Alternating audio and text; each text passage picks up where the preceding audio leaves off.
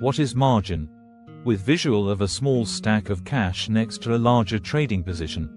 When you trade Forex, you're not buying or selling currencies with the full value of the trade up front. Instead, you use something called margin, a small portion of your own money that allows you to control a much larger position.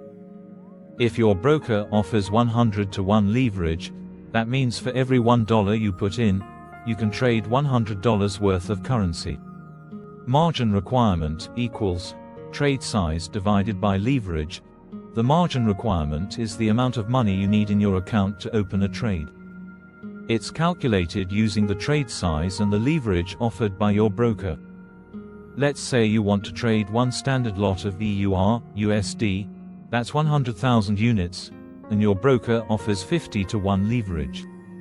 Your margin requirement would be right arrow $100,000 divided by 50 equals $2,000. You need $2,000 in margin to control a $100,000 position. But here's the catch. If your trade goes against you, and your account balance drops below a certain level, your broker may issue a margin call. This means you'll have to deposit more money, or your trade could be closed automatically to prevent further losses. There are a few types of margin to be aware of. Small diamond initial margin, what you need to open a trade. Small diamond maintenance margin, the minimum required to keep the trade open. Small diamond used versus free margin. Used is locked in your open trades.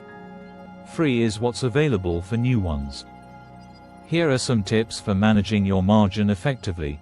Checkmark. Use proper risk management. Checkmark. Don't over leverage. Checkmark. Monitor your margin level regularly. Checkmark. Always have a cushion of free margin. Margin can be a powerful tool, but with great power comes great responsibility.